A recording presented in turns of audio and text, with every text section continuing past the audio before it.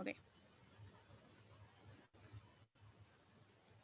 Just a minute. We are live on Facebook right now. Hello officially to everyone, and also the ones that cannot be here in Zoom but are in Facebook. We are here with Silvia Foti. She's a journalist, creative writer, a teacher, and mother. She's the author of the book, The Nazis' Granddaughter, How I Learned My Grandfather Was a War Criminal. So we are so honored to be here with you and to hear your perspective, all your discovery, and how it gets this like transcendently, you know. So thank you so much. I will. How are you, Silvia? I'm fine. It's sunny in Chicago, but it's cold. 28 degrees here. Wow. Yes, it's cold. Here in Mexico, it's not that cold. You know, we don't have those temperatures, but we are here. We have from United States in this meeting, from Canada, Johnny from Canada, from Mexico, and also we have from Poland, Magdalena. So, okay. Silvia, I want to first ask you, why did you decide to write this book about your grandfather? It's a complex. You would think that would be a very simple answer, but it's not. My mother, I grew up always watching my mother wanting to write this book about her father. The people in the Chicago community and in Lithuania had been expecting her to write the book about her famous grandfather, this World War II hero in Lithuania who fought against the communists. And he loved Lithuania very much and always wanted Lithuania to be free and independent. But in the year 2000, she went to the hospital again. She was 60 years old at the time, and she had gotten sick. I really, you know, at the time, I thought she would come in and out because she was in and out of the hospital a lot for all kinds of tests. She had diabetes and a bad back, and I thought it would be one of those days again. But when I went to visit her in late January 2000, I went into her hospital room and she was in bed, and I thought, wow, she looks not good. And I got very scared, and she called me to her bed and held my hand and said, Sylvia, you have to write the book. And I was more concerned about why she was saying that, because she was already accepting what was happening to her, and I was not accepting it. And I said, no, no, no, no, you're going to write the book. You're going to be fine. You're going to come out. Everything will be okay. But she continued to hold my hand. And, you know, I was looking outside the window. We were facing Marquette Park. She was in a hospital facing Marquette Park, and it was snowing outside. And I just thought, you know, I almost prayed to God at that point. And I said, God, I'm just going to say yes to her because this will just make her feel good in this moment, but she's going to be okay. Okay, God? Okay. Well, then she went to sleep. And the next day I came back and she was in a coma. And that was it. She died 2 weeks later on February 4th, the year 2000. And here I was with this insane deathbed promise. And so that's how it started. That's how I decided to write the book. Wow. Yes, I think it's so difficult, right? Because your mom asked this for you, and you were like, "Okay, this is a huge responsibility or a huge work, a huge job to do it." But yes, can you now tell us a little bit about the story of your grandfather? Like, what story did you know before doing this book, and what did you discover? I know it's a long, long story, but you know, if you can tell us a summary of what you discovered, it will be so interesting. Yeah, you know, I only knew what I have been calling his heroic side. heroic to Lithuanians anyway. You know, and I always heard his story backwards, starting from his death. He was in the KGB prison for 2 years, tortured by the communists, and he died at the age of 36. So he died a very young man, and he died a martyr for the country, and he suffered and he was tortured. Before that, he was leading a rebellion against the communists. He was trying to organize all the partisans to join together and fight the communists. And the KGB found him. They were, you know, they had spies all over the place, and they found him, and then they took him into that prison. Before that, he was in the Stutthof concentration camp for 2 years. The version I heard is that, you know, he was defending Jews, and this is why he was in this Stutthof concentration camp. Before that, he was the head of Šiauliai district. He was the district chief of Šiauliai, which is like you know, the second largest region in Lithuania in the northwestern side. And this was during the Nazi occupation, but the version I, you know, had was that he was fighting for Lithuania and kind of acting like a double agent. And then before that, he was the leader of the uprising in that area in Žemaitija, in the northwestern part of Lithuania, in this uprising against the communists. And they won Lithuania back against the communists. So, you know, I grew up, you know, he's a very good looking man. He likes to write. He was in the military. He fought against the communists in these 2 rebellions, uprisings twice.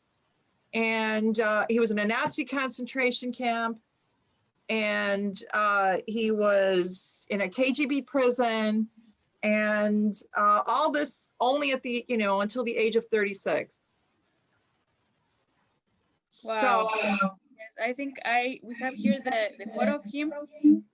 But yes, that's what you knew before, right? Like, okay, he died for his country, he was tortured and all this, but what did you discover, right? I mean, while you were investigating, searching for this book. yeah, this picture, by the way, is the day of his wedding with my grandmother. Oh. So He was really handsome. he is. My grandmother said that she married him, you know, partly because he looked like a Hollywood movie star. So Wow. Your grandmother was also very beautiful. You look like her. thank you. Thank you. Yeah, they were a very handsome couple. And You're a photocopy of her. thank you. So you know, it was a very romantic story, I thought. And I thought, yeah, you know, I was a journalist at the time, and I was very, you know, sad that my mother, you know, had died. But I thought maybe this is a good project for me to have. Like, it's sort of, you know, in my grief, I kind of felt still connected to my mother, and I thought that I could get to know more about my grandfather and Lithuania. And so that's how it started. So in October 2000, still that same year, no, actually I should say this, in July 2000, my grandmother was on her deathbed. She survived my mother by like 5 months. And in July, she calls me over. And she says, Silvia, what's going on with the book? Are you going to finish it? And I said, don't worry, I'll finish it. I'm young. At the time I was, you know, 38. And I said, I'm not going to let it go like Mom did. I'll get it done. Don't worry. And then she takes my hand and says, don't write the book. Just let history lie. There's no need to dig around in there. And I had no idea what this meant, why she would say this. And I said, I can't, I have to, you know, I promised Mom, of course I'm going to write the book. And she didn't like my answer. So she just rolled over, you know, faced the wall and gave me her back.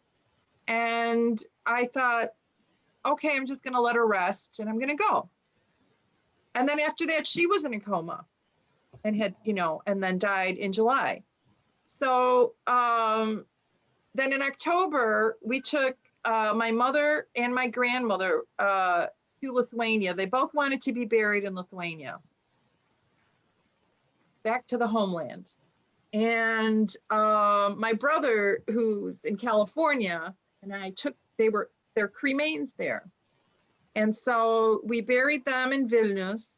And then after that, we went to visit the school that he was named after. We were invited to visit the school. And it's in Shukone, a little town way up in northern Lithuania. And it's a grammar school. And it's the JONAS NOREIKA grammar school. And my brother and I come in and, you know, all the children are really cute and they're holding their flowers and they're singing, and it's noon and the director's offering beer to us. And, you know, we can't say no, even if it's only noon. And, you know, we're like treated like rock stars there. And then the director says, oh, I'm so happy you're writing this book. I heard you're taking the project over for your mother. You're such a good daughter. And I said, thank you. And he said, and then I said, you know, as long as I'm here, could you let me know, you know, how you ended up naming the school after my grandfather? And he says, well, we used to have a Russian name. And we had to get rid of this horrible Russian name and give it a good Lithuanian patriotic name. And your grandfather was born in Shukone. So, you know, everybody agreed that that would be the perfect name for the school. And I said, oh, okay, well then that, you know, that sounds great. And I thought that would be the end of the story. And then he takes my arm and he says, but you know, I got a lot of grief over naming the school after your grandfather. And I said, why did you get a lot of grief? And he said, from the Jews. And I said, what could the Jews possibly say about my grandfather, my wonderful, magnificent grandfather? What could they say? And he said, he was accused of killing Jews. And he said it, first of all, the words were devastating, but the tone was like, I should have known this. And I almost fainted. That was the very first time I ever heard anything like that. And, you know, I had to sit down. Like, it was like a blow to the gut. And I had to sit down. And I said, I just can't believe this. You know, I just can't believe this. And, you know, then the director's trying to calm me down a little bit. He's like, don't worry. It's all in the past. You know, it's all over. It's just communist propaganda. And so shortly after that, you know, my visit ended in Lithuania and I came back to Chicago. And I asked my family about, did you ever hear these crazy rumors about JONAS NOREIKA killing Jews? I'm like, yeah, we heard it. I'm like, what? How come I didn't know anything about this? And they're like, well, it's not true. Why would we talk about it? It's not true. It's just communist propaganda. Don't worry about it. Just don't even. And if you're going to write that book, don't mention this. This is not anything to talk about. And I thought, okay. So that was the first indication that there's something not right. And I think I went into denial myself because it was convenient. It was more convenient that way. And I thought, it is communist propaganda. I like that story. That sounds much better than anything else.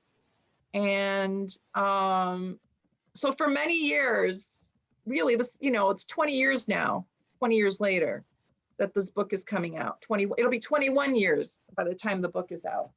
So you know, at the time, you know, I was a journalist and, you know, busy with my children and everything. And I didn't really have a lot of time to dedicate this. This was like a side project. And there was no deadline for me to, you know, work on it really fast or anything.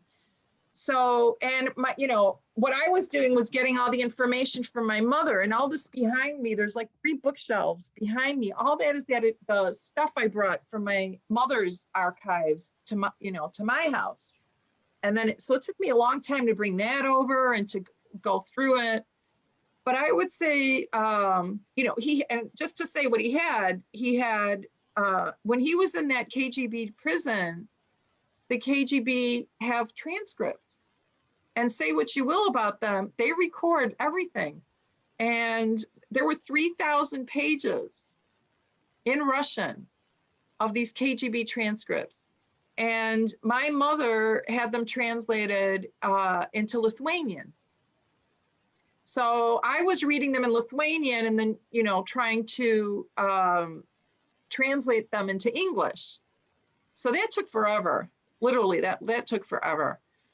And then the nicer thing that he had was 77 letters from the Stutthof concentration camp to my grandmothers. So these were, you know, prison letters, but they were also love letters. And he wrote a fairy tale to my mother from that prison. So I was reading that. Those were written in German because he had to write them in German in that Nazi concentration camp. And then my grandmother translated them all in Lithuanian. And then I worked on translating them into English. So just lots of, you know, that took years and years and years. So now it's like 2007, 2008 or so. And I come across this pamphlet that he wrote, and I'm going to show it here. And it's in Lithuanian called Pakelk galva lietuvi, or Raise Your Head Lithuanian. And I thought, what is this? It's written by JONAS, NOREIKA, 1933.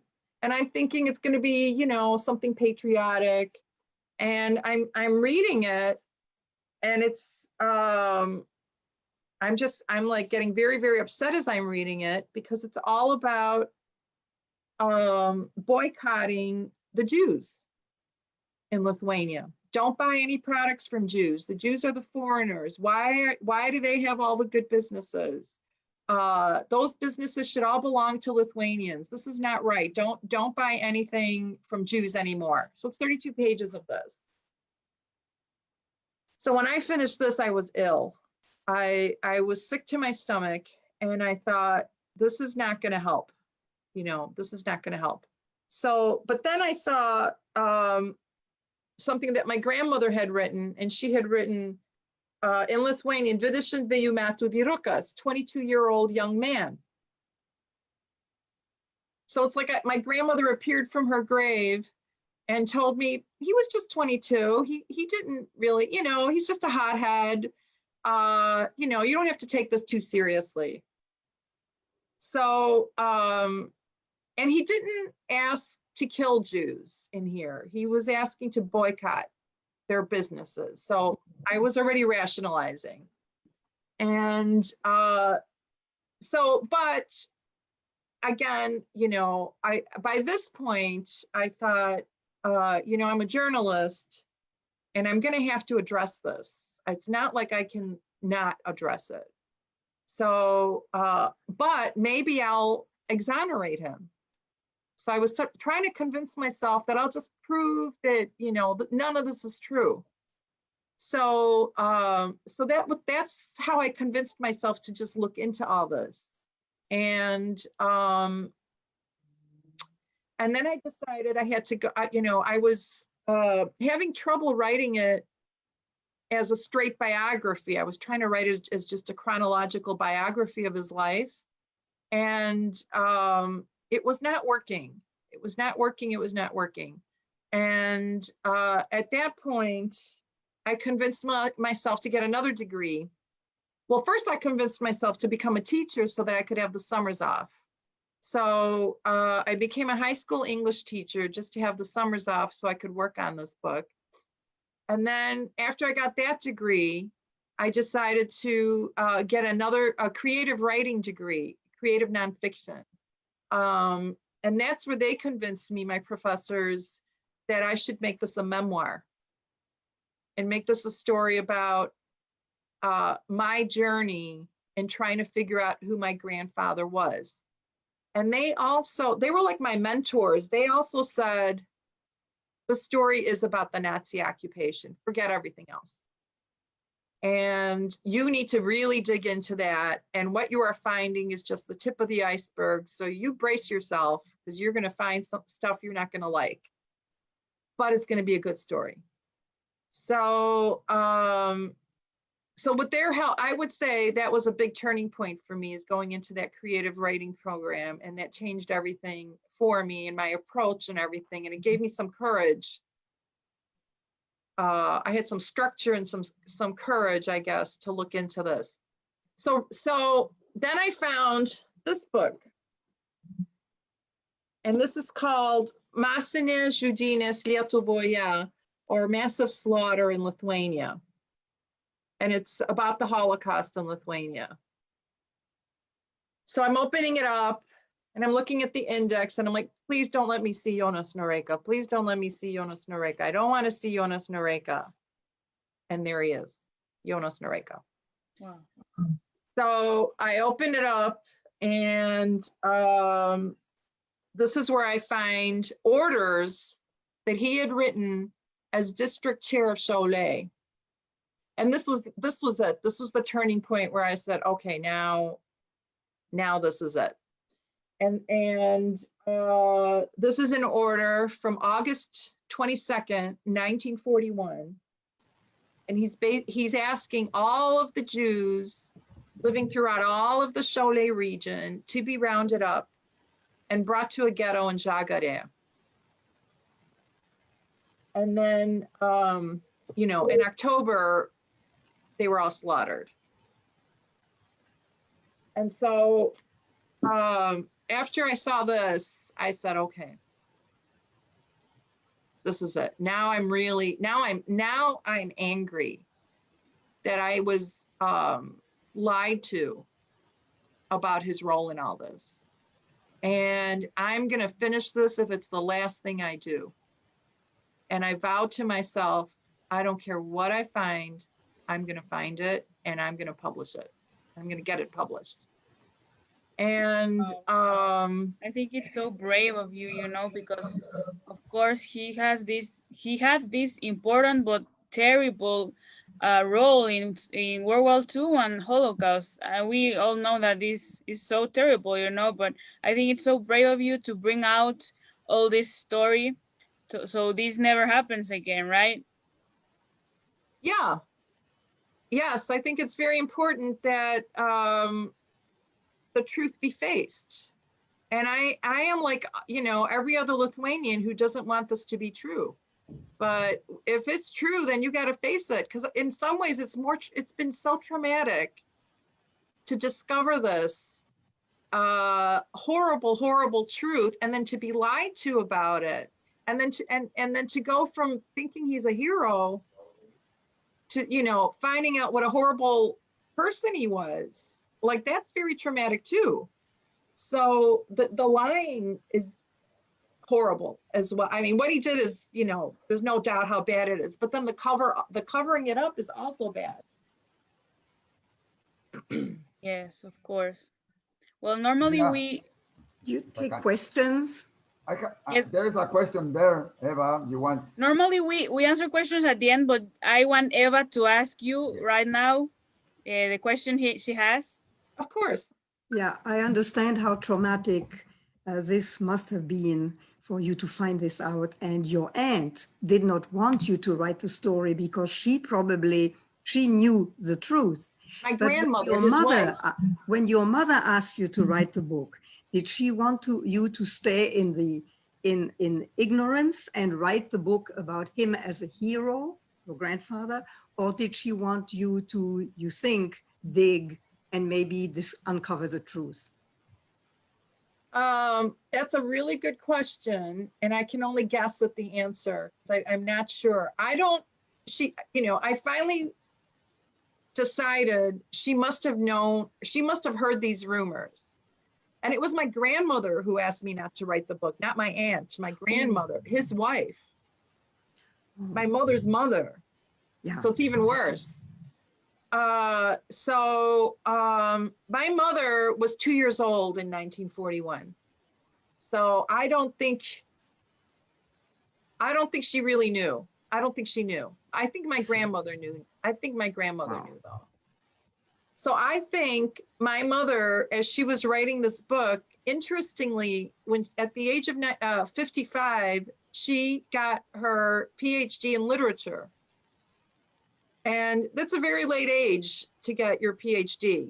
And, at that point, I didn't get it, but having walked in her footsteps and struggling with the story, I also went for another writing degree.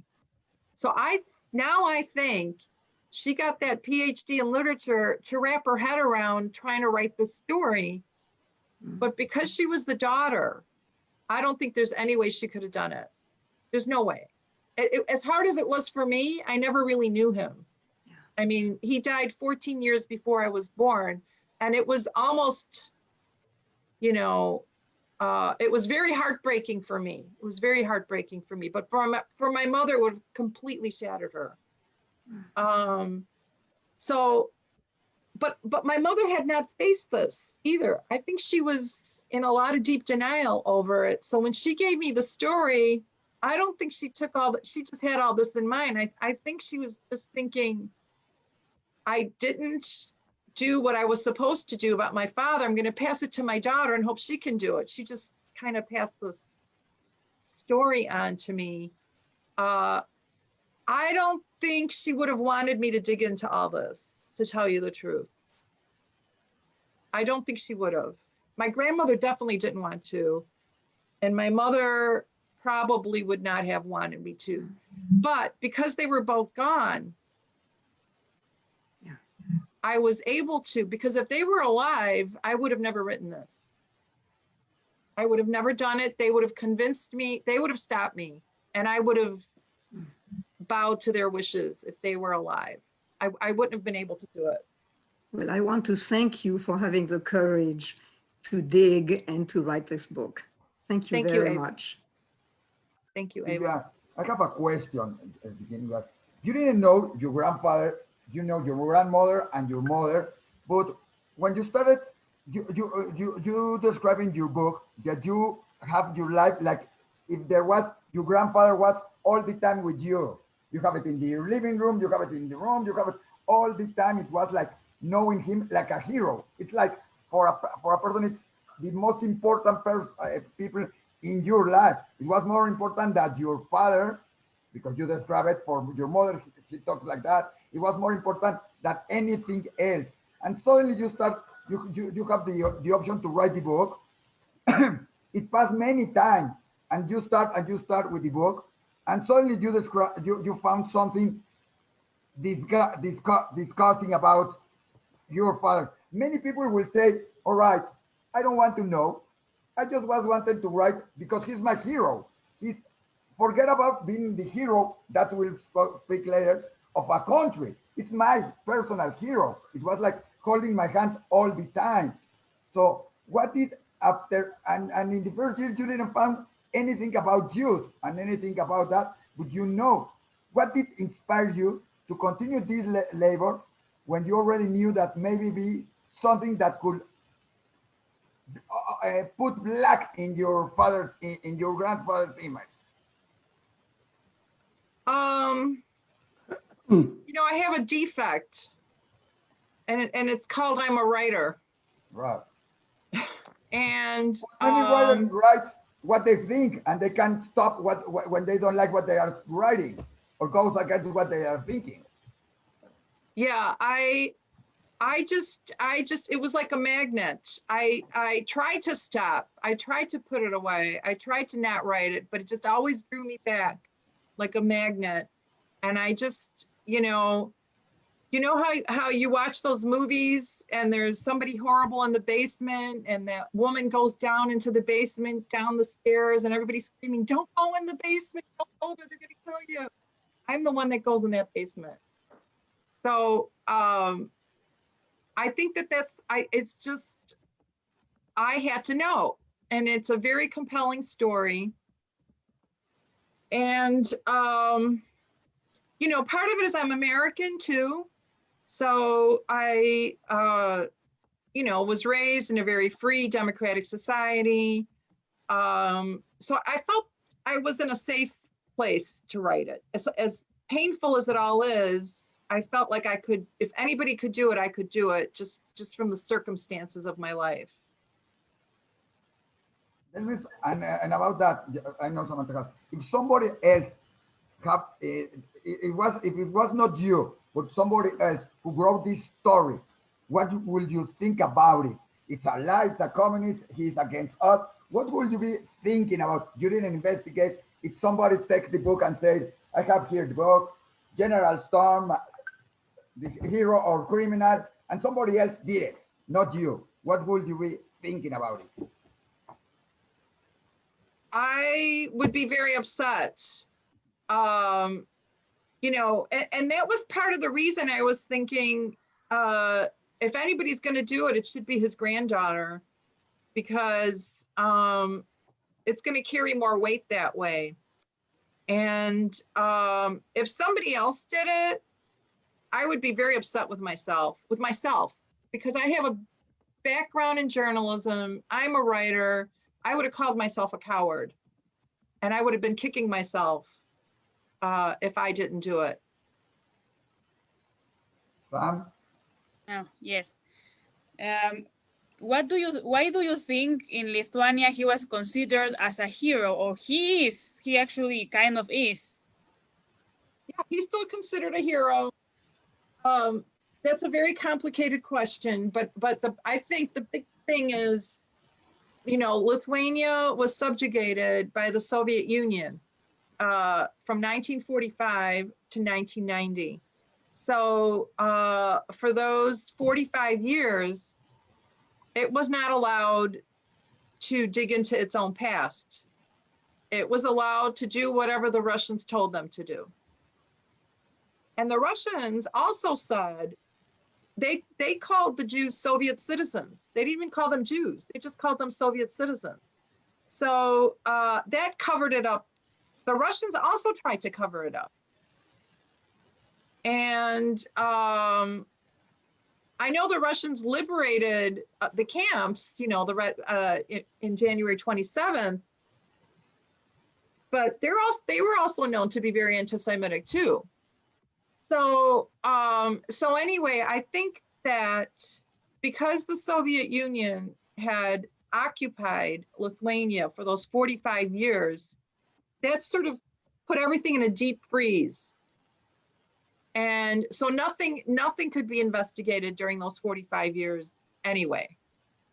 And so in 1990, Lithuania finally got its freedom from the Soviet Union. And I think, you know, like anyone who's been in a very traumatic situation, it takes a while to kind of get out of this occupation mode and feel like you actually have this freedom and you can do it. So there's just all that. Then layer on top of that, I think, is the patriotism. What they label as patriotism and nationalism, and that is to protect the reputation of Lithuania at all costs, no matter what. And we cannot make Lithuania look bad. So, and then layer into that just straight out denial. They just can't believe that this happened. Their story was, it was the Nazis and not the Lithuanians. So it's at least those three factors and probably more. And then on top of it, I think that there is a conscious cover up by some people in the government to hide this. And we have a member. I was just going to say, we have a member in our audience, Grant Goshen, who is, you know, really instrumental in uncovering what the government has been trying to cover up. He's suing, Wow. he has been suing the Lithuanian government for Holocaust distortion and denial about my grandfather, asking them to remove the honors on my grandfather.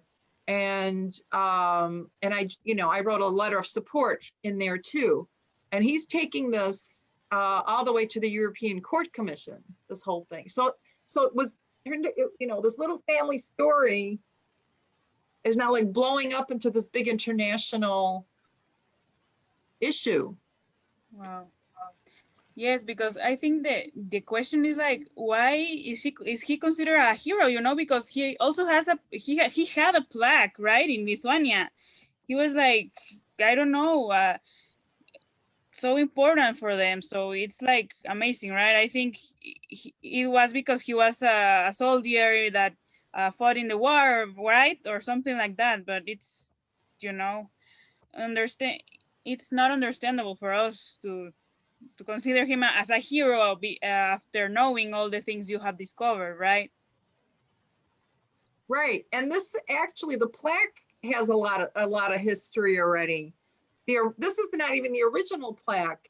I don't know if you know what happened with what was going on with the plaque because of all this. The original plaque was put in 2000, and then over a year ago, someone running for the European Parliament took a sledgehammer and hit the original plaque 14 times, and you know, it like shattered to pieces, and he became considered a criminal in Lithuania for shattering that plaque. And then the Patriots, within months, put up this new and improved plaque and has it up there. So this is the new and improved plaque. Wow. Well, I want to ask you, like, if you know, why did he started persecuting Jews, you know, if from the region? Like, why? Do you know? Sorry, before you answer that, I would like to add to that.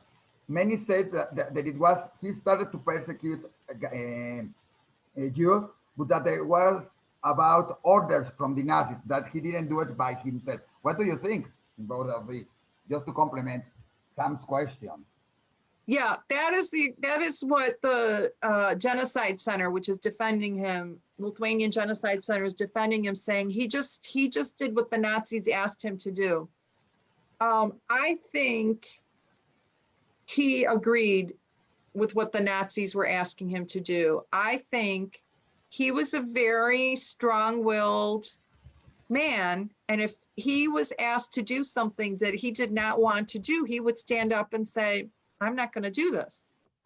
And in fact, there were others who did not want to kill Jews, and nothing happened to them. They really were not killed. They were not punished. And he could have done that.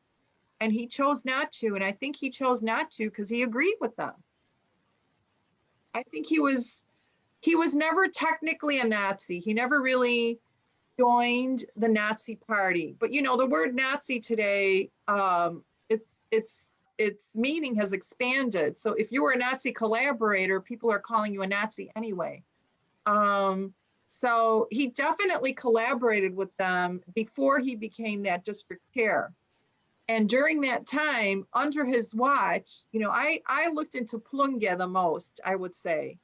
That is the city that I looked into the most. But he also was involved in killing Jews in Telšiai and killing Jews in the Šiauliai region. And then Jews died in the ghetto of Šiauliai, but he wasn't technically in charge of that ghetto because he was in charge of the region. So people now say the mayor was in charge of that. But he was there was a machinery of Lithuanians involved in killing Jews, willing Lithuanians. And I say this because after the Battle of Stalingrad in 1943, the Nazis tried to get Lithuania to join the SS. And my grandfather and 45 other men said, no, Lithuania is for Lithuanians and they are never going to join the Nazis and they're never going to become SS. And for that, he was brought to Stutthof concentration camp. So because of his nationalism, he could stand up and fight. But for Jews, he did not. Yes, actually, I was going to ask you that. Why did he was taken to the Stutthof concentration camp? Why, and what things do you know that he experienced there? How was it to be there? He was brought with 45 other men, and they were brought there because of defying the Nazis and trying to get all of Lithuania to defy joining the SS. So they never got Lithuanians to join the SS. And this is, you know, a proud moment for Lithuania, but it still doesn't compare to their role in killing Jews. And so in the Stutthof concentration camp, for 6 weeks, these 45 men suffered like everybody suffers in a concentration camp. It was horrible. Half of them died. They were beaten. They were tortured. They were starved. It was bad. And then half of them died. But within 6 weeks, Himmler declared that these Lithuanians will be now honorary prisoners. And this is funny because as a little girl, my grandmother would, would tell me about this. Oh, your grandfather, he was an honorary prisoner in Stutthof concentration camp. And I thought, oh, what an honor. But then when I was investigating the story, I'm like, wait, Himmler made him an honorary prisoner? There's nothing honorable about being called honorable by Himmler. So what is this? What does this mean? There's no honor in this at all. And so that was another revelation for me too. So after that, their lives were considerably improved. They never got wonderful food, but they didn't have to work. They had freedom. They could just walk around. They had a radio in their barracks. They had clean barracks. They got individual. What? That's Stutthof concentration camp, right? Yeah, it doesn't look like that now, but yeah. Now it's a museum, so they only have like 1 or 2 barracks up, but yeah. Yeah. Would you know the name of the concentration camps? Stutthof. Thank you. It was in Germany, right? Poland. Yeah. Poland. Occupied by Germany. Yeah. Okay. Now it's Poland. Gdansk. In Gdansk. In Gdansk. Okay. I think Isaac is going to ask something. Silvia, we know that in Lithuania, they have a very important Jewish community some time ago. It was very important, we know, cultural and everything, but the Lithuanians didn't feel that they were that the Jews were part of the country. That you describe it also in your book. And also the Lithuanians tried to forget this part of the history and saying it was under the occupation of the Nazis, under the occupation of the Russia. It's like trying to mix the history and to forget something. And you put a lot of that in your book. Tell us a little bit about what you describe about what was to be a Jew. I know your family was not, but how was it in Lithuania, and why all of this hate for the Jews? Remember that also you say it in your book, 95% of the Jewish community were murdered there, no? Yes, 95% of the Jewish community was murdered in Lithuania, and it's the highest percentage of Jews murdered in all of Europe during the Holocaust. The numbers are about 200,000, but that's 95%. Like if they could eliminate them, they did, and they almost had, 100%. So the Jews in Lithuania kept to themselves. They had their own communities, and they had their own language, and they had their own schools, and they were perhaps more intellectual.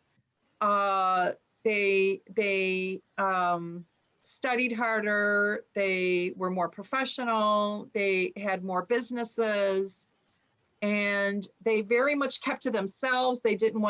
Jews didn't want any of their children to marry Lithuanians, and Lithuanians started to feel the same way too. So there was very little, or not enough, I guess, personal interaction between the two groups. So they were living in Lithuania, but they isolated themselves very much. And I think this brought up a lot of resentment to Lithuanians because they saw how successful many of the Jews were becoming. And they were envious, greed. They became greedy and envious, and they thought it wasn't fair. And I think that resentment, found a way to turn into murder under the guise of having these orders from the Nazis. It's like telling a diabetic she can finally have sugar. I think they wanted to do it. And they had full freedom to go ahead and do it. And the worst part of their humanity, if you can call it humanity, came out. And it was sort of, I don't know, I understand it as just, they were some kind of hypnotism or something. It was mad. It was a madness that had overcome the whole country. Yes, it's unbelievable, right? All the things that happen, and also that greed made them, commit all this murder. It's terrible, but yes, as we have said, it's so brave of you to dig on this story. And when your grandfather came out from the concentration camp, what happened with him? After war. Yeah, so he was released in January 45. And then he tried to get back to Lithuania, but on his way, he was conscripted into the Russian army. So in May 1945, the Russians took him, made him join their army. And then I don't know anything about his time in the Russian army. I don't know. I couldn't find anything. But he was released from the Russian army, and then he went to Vilnius in like November 1945. And then in November 1945, he started connecting with other people who were in Stutthof, and they started kind of forming this little rebellion group to rebel against the communists. And I think he was trying to repeat what he did with the Germans in 1941. The uprising against the communists in 1941, with the help of the Germans, was successful, except then the Germans took over. And as they were working with the Germans in 41, the Germans were promising Lithuania would have its freedom, but that was just a big lie.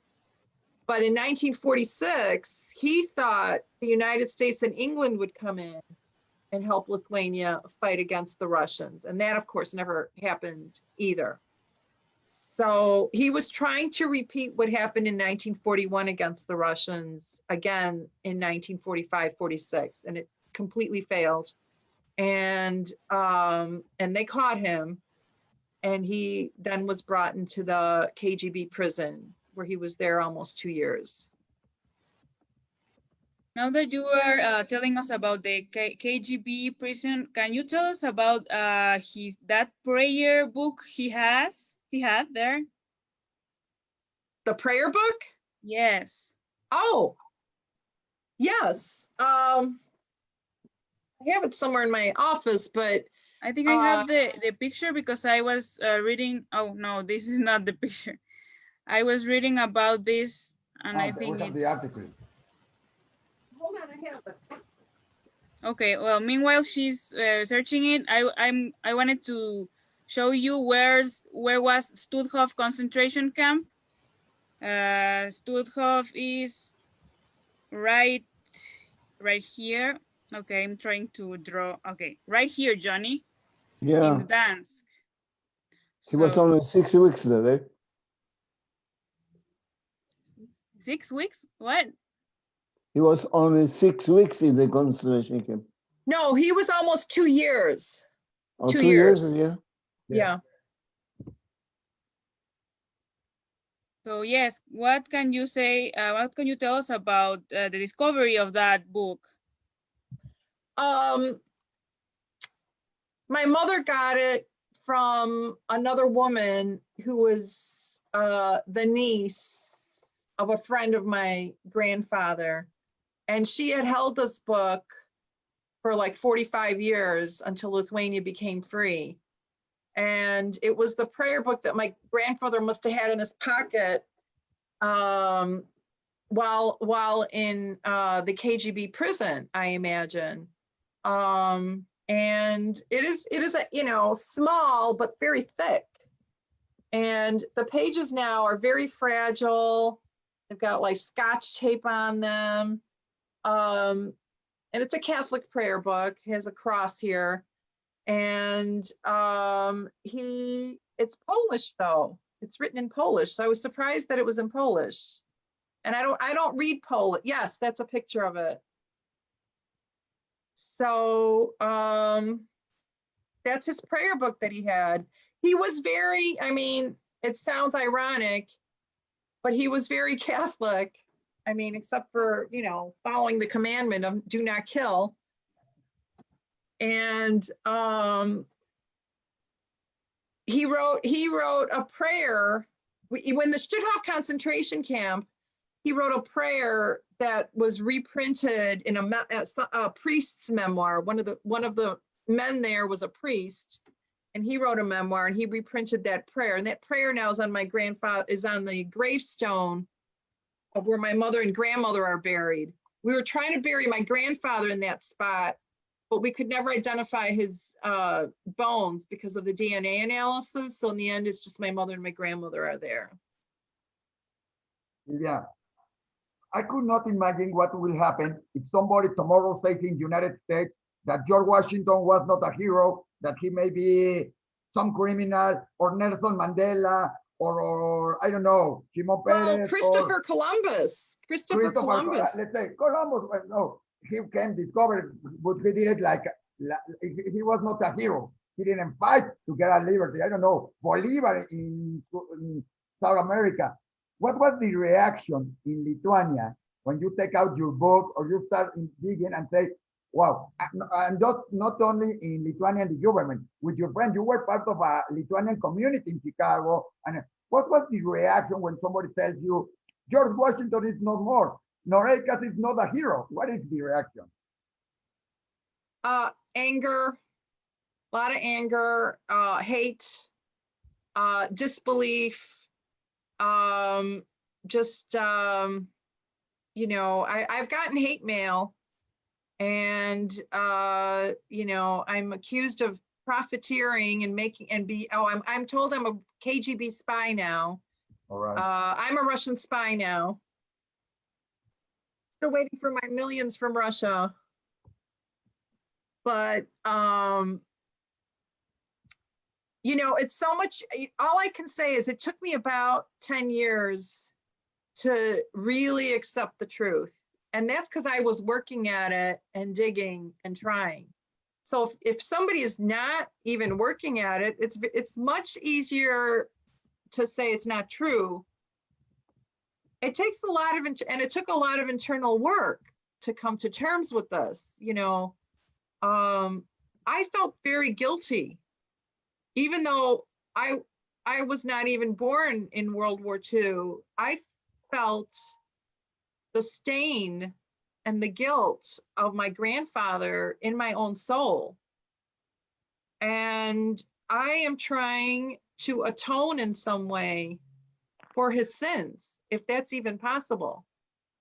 But I just have this strong desire and strong need to just try and at least reveal what happened and the truth and face it, because I was very proud of him when I thought he was a hero. And I felt like I was a little princess with that story. And then to have that taken away and really to become the most horrible type of person, involved in this genocide, really is so hard. It has been very hard. Yes, I think it's, of course, a horrible discovery, but I think it's so important, the labor that you're doing, because as you said, this is not just a familiar story. You are like making come out this true story about Holocaust in Lithuania. So I think this is a really important labor that you're doing, because they deny, right, as you said, that this happened in some way. So it's so important internationally what you are doing for preserving the memory of Jews, and to this never happen again, as I said. So I wanted to ask you, what do why do you think that it's important to know our roots? Our ancestors, our roots. I think it informs us of who we are and where we came from, and it provides context for our lives that I think, everybody, even adopted children, just want to go back and find out who are their real parents. There's just a very strong drive and a very strong need in us to understand where we came from, what is our origin story. And so that was a big part of all this for me too. And I think that, of course, to stop history from repeating its horrors, you have to first understand history. And if you can't even accept it, that it happened, you're going to repeat it. You might even repeat it if you do accept it happens, but you will, there's a chance you might not repeat it if you at least understand and can empathize with the victim. So that is so important. You have to see what really happened, and it has to be unvarnished as possible. Yeah. Yes, I think that's so important. Well, I will do another meeting for telling my story and my link to Holocaust. But as many of you know, we discovered that, many of our ancestors or our family was murdered in Poland because they were Jewish. That's also a hard truth to discover, because we didn't know that just 4 years before. But I think that made me understand more who I am.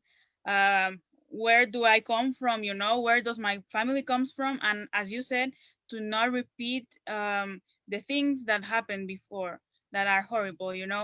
And the last question I have for now is that how can the descendants or even the survivors of the how of The sorry, descendants how of can the the crime descendants of or the perpetrator.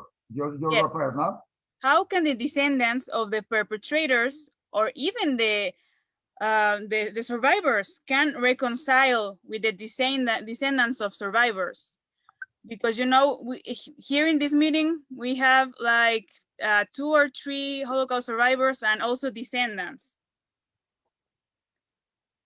Well, I would hope that there can be a reconciliation, but on the descendants of the perpetrators part, they have to really accept what happened and the horrible role that their forebears played. If they're in denial over it, there can be no reconciliation.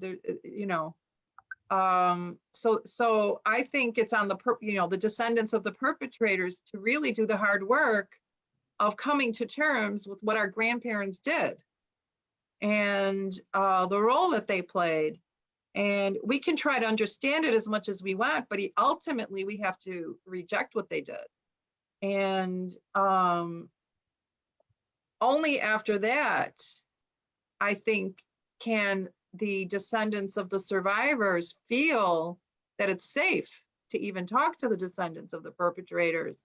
And then I hope after that there can be a reconciliation, because I think we would all hope for that, and hope that history will not be repeated again. Thank you. Can I say something? Yes, of course, Johnny. Yeah, I as a survivor, I survived 4 years in 6 different concentration camps, including Auschwitz. I can never forgive. I don't hate anymore, but I couldn't forgive. Sorry about it. Thank you. You feel guilty? You feel guilty for what your grandfather did, or do you think the new generation has to feel a responsibility for what their older generation did? I think so. It's a hard answer. I think it's very easy to say, I shouldn't feel guilty. It's not my fault. But I do feel guilty, and I do feel sorry. And I think the least we can do is accept what happened. That's the least we can do. Can I say, as a child of a survivor, I feel as you in a different way, because I carry the pain of all the years of I tried to take away the pain from my father. It haunted him. He had nightmares. He never forgot, and he lived with it every single minute of his life. And I spent my childhood trying to make it better for him, and my adulthood, every single moment of my life. I always tried to take the pain away, and I never could. And I still carry that burden on my shoulders, even though he passed almost 4 years ago. Yeah. I still carry this pain with me. I've seen a documentary once about children of the Nazis who did all the killing, and the reactions are very different. They all feel guilty. Some women never married or got themselves sterilized so that they wouldn't bear any children. I heard of other people who converted to Judaism and went to live in Israel as a reaction. It's very different how people react. I've also met some righteous Gentiles, very Catholic ladies whose fathers or grandfathers were SS, and who dedicated their lives to teaching tolerance and to teaching the Holocaust so that it would never happen again, and who worked for Jewish causes all their lives. And I met 2 of them in Auschwitz on the March of the Living. And they kind of reconciled me somewhat with the hatred that I grew up all my life for Germans. So there are many ways of reacting, but most people feel very guilty and responsible for what happened. Or they're in denial. Oh, sorry. How do you deal with the deniers, though? Like you're saying that people actually feel guilty, but there's also a lot of people denying that the Holocaust ever happened, and that is such a horror. That is unacceptable, but it's either totally stupid or they want to protect themselves from the truth. They don't want to believe that this could have happened. My belief is, well, of course, we all know that it's not even being taught in most schools. A lot of people don't even know what the Holocaust is. And I think in another 30, 40, 50 years, there's going to be much, much, much more denial than there is now, because all the survivors will be gone and people will just question it. Well, you know, those movies, those pictures, oh, you know, anybody could have made them up. And that's the problem. And how do we combat that? It's a difficult thing. Well, I believe that man will destroy this planet anyway, and the Jews will survive and rebuild it. Mhm. Look at Israel. Noah's Ark. Yes, thank you for the comments. We have a couple questions in the chat, but I want to, before that, just to take a photo of the meeting, because I always keep these photos, you know, of the meetings. So if everyone that doesn't have the camera on, if you can turn it on, it will be nice. So you can be in this photo. So I will take this photo and then we will ask some questions that we have on the chat for Silvia. Okay, well, I'm waiting just a minute for people to turn on your camera if you want. If you can't, don't worry, but okay. Then I will take the photo. 1, 2, 3. Okay, wait me a little bit because I have to take another one. And 1, 2, 3. Okay, thank you so much. I think we have, yes, a lot of questions in the chat, but I will try to search for like similar questions or something. Sam, would you like some of the people will ask them? I think we have many interesting people there, like Yes. Jessica Corman. I know her, and I know Daniel. He can also ask and make just small questions. We know we have this time, but if you would like them to ask them directly, Sam, what do you think about it? Yes, So I that think conversation, I think it will be interesting. Of course, of course. I'm trying to see what question it's the first one. Jessica Corman was the first one. Okay, Jessica, do you want to? Yeah, thank you very much. Hello, Silvia. Thank you very much. I think you are a great human being. My question is if you have any siblings or close relatives, and what do they thought about you writing the book and dig into the story of your grandfather, and what do they think about the book? Thank you. Hi, Jessica. Thank you. I have a brother in California, and he's been very supportive, and he's read many versions of the book. And he has been going along in this journey with me, and I've been keeping him informed, and he's been very good about it. So he has been very supportive. My father wishes I didn't write the book. His brothers wish I didn't write the book. So I guess it's, you know, a generational thing at this point. So my father and his generation are not happy with it. But my generation and maybe younger are more willing to look at it and deal with it. And Can I ask a question after? Do it, Jessica. Do it. how is your relationship with your father because of this? It's okay.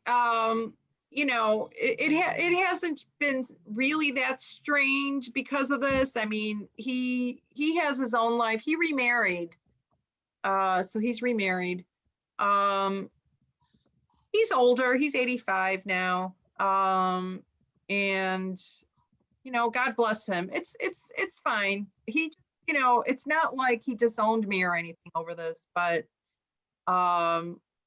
he's been pretty mildly against it, but it hasn't been, you know, I think his peers are asking him, what is your daughter doing? What is going, I mean, I'm sure he must get that, but he doesn't really pass it along. Okay, thank you very much. Silvia, don't tell them everything. Tell them about your father and everything. They can read it also in your book. And many people are asking about the book to know more of the inside of this history. Can you tell us a little bit where can they find it, the name, or where can they find it? I know in Mexico you are presenting it this week in the book fair, but people are wanting to know if there is a book and where can they find it and the name. Just a little bit before we continue with question from the public. Well, I don't know if you have a picture of the Spanish version. Yeah, not just yes. the picture. I have the book I in can here. show it. Okay, I will The show it. Spanish version came out before the English version. So here it is. Mi abuelo, el General Storm, héroe de guerra o criminal Nazi. You can see a picture of him there next to the typewriter. My brother, who's an engineer, he goes, but you didn't type it on that typewriter. Why do they have that typewriter on that photograph?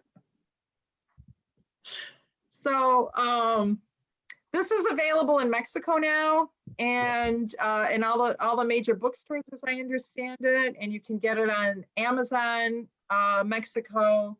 The Spanish version will be available in the United States in about 3 months, I've been told. But the English version is going to be available March 9th. All right. I think Daniel has a question. I have Daniel, also a would you question, like to Anna ask them? Gallicott. Sorry, Anna, let Daniel, later Anna, and Sam is going to give words. Silvia, during your research, have you done anything regarding how you get in touch with any survivors, with anything regarding the Lithuanian community? Is there a project to try to revive what he killed? Revive? Well, write about them, what they were. I mean, they were the central community for Jewish culture and resistance before the war. They were a very small community, but they were the intelligence of the Jewish communities at that point.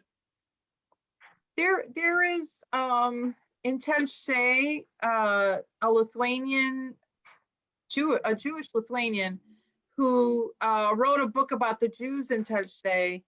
So, and then he is working with the Telšiai community in reviving the stories of the Jews there. And I would like to do that. You know, we're launching a new website, JONAS.NOREIKA.com, where we're going to have his museum of all the documents that he signed and that came across his desk. And you know, as that, there are Lithuanians in Lithuania who would like to make those sorts of connections and have that moving. So it is my hope that that can happen. Maybe you and Grant want to do something about the other side of the story. Meaning it's very important what you discovered and what you brought up. Maybe you want to dig in and come out on the other side of the tunnel. Yes, yes. Thank you. I think Anna, yes, Anna has another question. I just wanted to know if you know something about the Jews in Las DJ that I perish, and I don't know nothing about that Lithuanian Jews, where all my family came, the Prusak family. Which city? Where? Las DJ, Lithuania. Oh, no, I don't know anything about that city.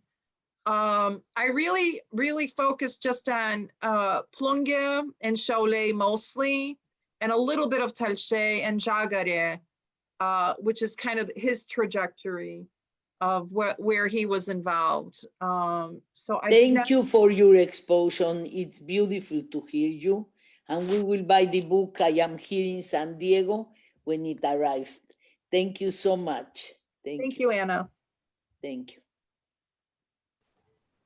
Okay, we have another question from Ron. Do you want to ask it?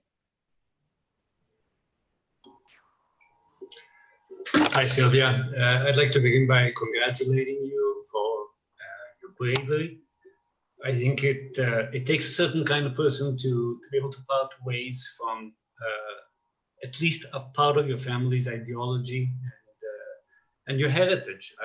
Like it or not, it is your heritage. And I think it's important that you don't feel guilty.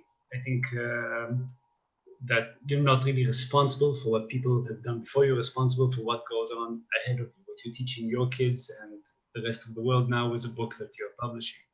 And I think it's very valuable because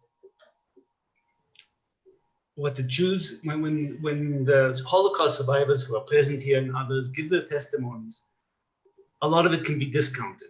But when the grandchild of the actual perpetrator does it, then I think it adds value, you know, and gives credibility to the whole story and what happened.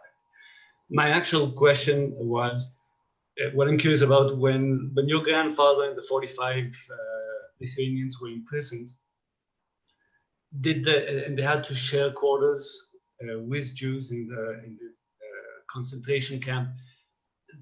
Do you know if his attitude or their attitude as a group has changed towards the Jews at that point?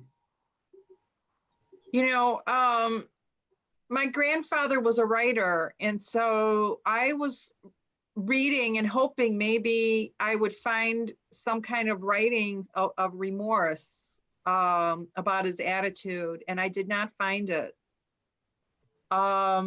They were also in separate barracks from the Jews. They did not share the same barracks as the Jews. They had separate barracks. And they were treated differently. They were treated as honorary prisoners. So they did not have, except for those first 6 weeks, they were treated like the Jews. But then after that, they were treated much better. And they were even called the aristocrats of the Stutthof concentration camp because their lives were so much more greatly improved since then. So I have not seen any evidence of that afterwards, at least in my grandfather. Okay, thank you so much for the answer. I think Amy has another question, but before that, I want to read this comment of Leora that she's saying, there are some interesting projects about Lithuanian Jews. This is one, and it's very interesting. This one is very interesting, and she put a link on the chat if anyone wants to check it. But yes, I don't know if Amy wants to ask the question she wrote, or I don't know. Yes, I'm here. I'm sorry, my camera is not working. Sorry. Don't worry. Yes, I just wanted to ask you. Thank you very much for what you're doing. For us, it's very interesting, and as granddaughter of survivors, I think it's really nice to hear that people are taking responsibility of the things that happened. I just want to ask you, as you were growing up, what was your family input about Jews in general? And of course, within your family, what do they feel about the veracity of the Holocaust? I would say when I was growing up, there was at least some mild anti-Semitism, some mild disparaging comments against Jews. I did not even know about the Holocaust in Lithuania until I started researching this book. I did not even know Lithuania had a Holocaust. And I went to Lithuanian school here, and you know, on Saturdays from 9 a.m. to 1 p.m. every Saturday. And we all talked about Siberia, how Lithuanians were sent by the communists to Siberia and they suffered there. That's all I knew about. I had no idea that there were Jews who died in Lithuania. That's how ignorant I was. So that's what makes me think that it was an intentional cover-up, because it was just never brought up. It was just never brought up. Thank you very much. think we have another question. This is a such interesting question. I think she's not anymore here in the meeting, but I will ask for Yvonne. She was asking, were all the Jews in Lithuania really so successful to justify that level of hate?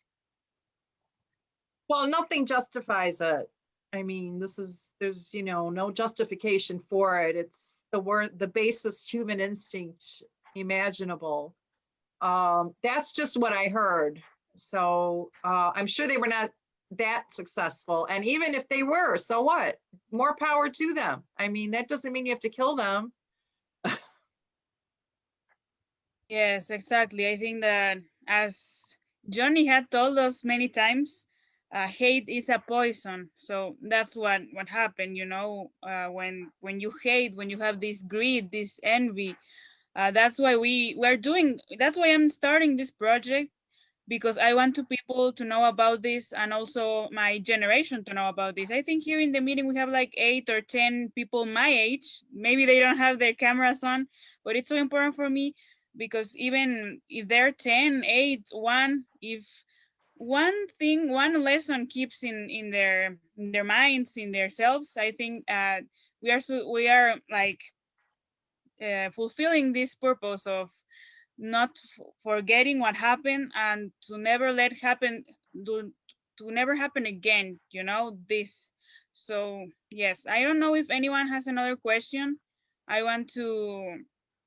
don't know if any young people want to ask something, a friend or something. We have here the editor of the book in Spanish, Daniel Messina. I think he's with us also. Maybe he wants to tell a little bit about what was his experience when he wrote about the book and decided to publish it. Daniel, if you are there, you told me he was here. Just everybody to know, Silvia speaks a very fluent Spanish also. She will be giving the presentation of her book in Spanish next December the 2nd. We will have it also in Zoom for everybody who wants to hear about her story in Spanish or many other things, and about the book that is presenting in Mexico. We will have her also with Samantha, and also in Spanish, and also in Diario Judío. Yes, thank you so much. I don't know if anyone has another comment or question. You can do it right now, just before we end this meeting. I don't know, don't be shy. I want I don't someone know of if Grant, sorry, we know that you spoke about Grant, Silvia, and he's here. Do you want him to say something? Do you want him to complement something else?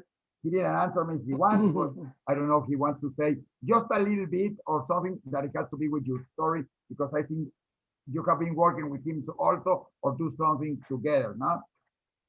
Grant, are you there? Can you hear me? Yes, just if you have a little bit, a short comment or something about Silvia's work. I think Silvia Foti is one of the bravest people in the world. I'm sorry? No, he's translating, but he has the microphone. Keep speaking, Grant. I think Thank Silvia you. Foti is one of the bravest people in the world. I think she epitomizes human dignity. She's faced incredible adversity from the Lithuanian government, from Lithuanian people. And I think she shows us a way forward towards reconciliation, because reconciliation cannot come without truth. So she's faced down intimidation from the Lithuanian government in exposing truth about her grandfather. And if there were more people like Silvia, I think we could walk a new path into the future. Thank you, Grant. Thank you. Okay, so yes, if we don't have any other question, I just wanted to, yes, to ask, what do you? I'm Oh, Daniel. yes. Hola, good morning, good afternoon. My name is Daniel Mesino. I work for HarperCollins Mexico. I'm here with my mother, we have already read, well, the book. I found, you did it. I found this amazing story 2 years ago in a book fair in Istanbul with an agent, and then this agent, she introduced me to Silvia's agent, and we decided to publish it in Mexico. So we are very happy to have Silvia here. I mean, I have email with Silvia, but this is the first time that I listened to her lively. So it was amazing. It really touched my heart. And Silvia, I would like you can share something in Spanish because she speaks Spanish also. So can you speak something in Spanish? Give a message to the Spanish audience, please. Sí, cómo no. Mucho gusto estar aquí, Daniel. Muchas gracias por publicar este libro en español. El libro sale en español primero, antes de inglés, que dice mucho de su apoyo en este tema y en esta historia. Y estoy muy excitada por todo esto que está pasando y espero que la verdad va a salir. La verdad de la Holocaust en Lituania va a salir y que la gente va a saber lo que pasó. Thank you so much, Silvia. And I hope also that the truth is will come out. We are very, very proud at HarperCollins for having this book. And as you can say, please, all our readers in Mexico, please share this story. The book is available now on the main bookstore chains, also on Amazon. And as Silvia said, the Spanish version is going to be available in the United States in 2 or 3 months. And please, thank you so much for trusting me, for your patience also, because it took 2 years to publish it after all these times. And for example, my mother, she's here, and she told me that this story helped her during this pandemic time, because it felt okay. We have going through different crises, but for example, right now we do have fear, but not the fear that the people from in the Holocaust suffer. So thank you so much. Thank you. Okay, I just want to make the last question, but not for Silvia. I want to ask some young people, or girl or boy, if you want to, what do you think about Silvia's labor writing this book? Do you want to answer? Maybe Michelle, Magdalena, Juan, Gabby, Emily, Alicia? I don't know if you want to say something. Emily? Okay. I think you have the microphone off.